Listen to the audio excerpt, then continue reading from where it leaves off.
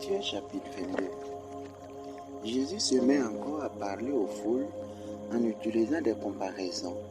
Il leur dit, « Le royaume des cieux ressemble à ceci. Un roi prépare un grand repas pour le mariage de son fils. Il envoie ses serviteurs appeler les invités au repas. Mais les invités ne veulent pas venir. Il envoie encore d'autres serviteurs pour dire aux invités, « Maintenant le repas est prêt. J'ai fait tuer mes bœufs et mes bêtes bien grasses. Tout est prêt. Venez au repas de mariage. » Mais les invités n'y font pas attention. Et ils s'en vont, l'un à son champ, l'autre à son commerce.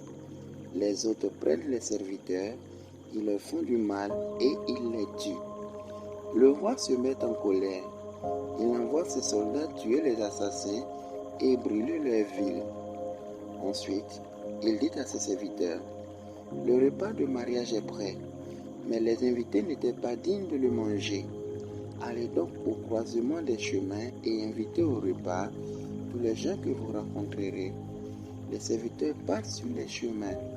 Ils rassemblent tous les gens qu'ils trouvent, les mauvais et les bons. Ainsi, la salle de fête est pleine de monde. Le roi entre pour regarder les invités. Il voit un homme qui n'a pas le vêtement de fête et il lui dit, « Mon ami, comment tu es entré ici sans le vêtement de fête ?» L'homme ne répond rien.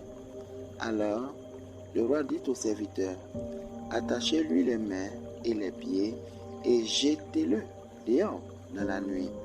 Là, il pleurera et il grincera des dents. » Et Jésus ajoute, « Oui, Dieu appelle un grand nombre de gens, mais il n'y en a pas beaucoup qui sont choisis. » Alors les pharisiens se réunissent. Ils cherchent comment prendre Jésus au piège en le faisant parler. Ils envoient vers Jésus quelques-uns de leurs disciples avec des gens du parti d'Hérode. Ces gens-là disent à Jésus, « Maître, nous le savons, tu dis la vérité. Tu enseignes en toute vérité ce que Dieu nous demande de faire. Tu n'as peur de personne, parce que tu ne regardes pas l'importance des gens. Dis-nous donc ce que tu penses.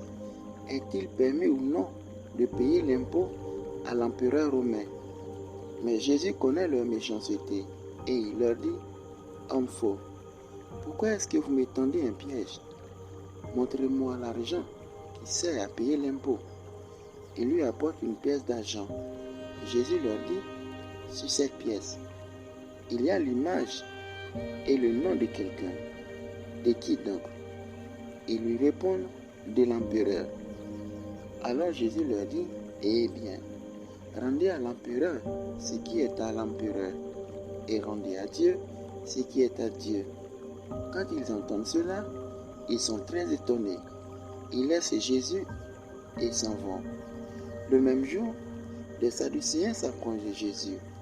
Les Sadducéens pensent que les morts ne se relèveront pas.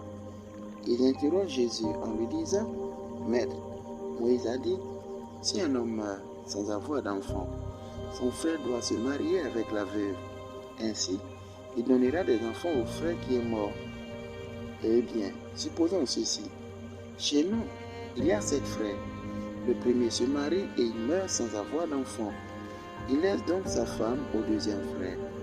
Il arrive la même chose au deuxième frère, puis au troisième et enfin à tous les 7. Après eux tous, la femme meurt aussi.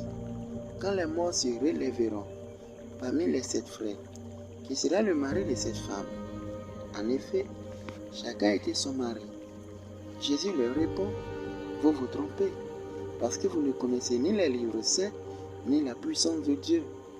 Quand les morts se relèveront, les hommes et les femmes ne se marieront pas, mais ils vivront comme les anges auprès de Dieu. Au sujet des morts qui se relèvent, vous avez sûrement lu cette parole de Dieu. Je suis le Dieu d'Abraham, le Dieu d'Isaac et le Dieu de Jacob. » Dieu n'est pas le Dieu des morts, mais il est le Dieu des vivants. Les foules entendent cela. Cet enseignement de Jésus les étonne beaucoup. Les pharisiens apprennent que Jésus a fermé la bouche aux Sadducéens. Alors, les pharisiens se réunissent. L'un d'eux, un maître de la loi, veut tendre un piège à Jésus et il lui demande: Maître, dans la loi, quel est le commandement le plus important? Jésus lui répond: Tu dois aimer le Seigneur ton Dieu de tout ton cœur, de tout ton être et de toute ton intelligence. C'est le plus important et le premier des commandements. Et voici le deuxième commandement qui est aussi important que le premier. Tu dois aimer ton prochain comme toi-même. Toute la loi de Moïse et tout l'enseignement des prophètes dépend de ces deux commandements. Les pharisiens sont réunis et Jésus leur demande: Qu'est-ce que vous pensez du Messie? Il est le fils de qui? Et ils lui répondent: Il est le fils de David. Jésus leur dit: David, rempli de l'Esprit Saint, l'a appelé maître. Pourquoi donc? En effet, David a dit: Le Seigneur déclare à mon maître: Viens t'asseoir à ma droite. Je vais mettre tes ennemis sous tes pieds. David appelle le Messie maître. Alors, comment est-ce que le Messie peut être ce fils de David? Parmi les pharisiens, aucun ne peut répondre un seul mot à Jésus.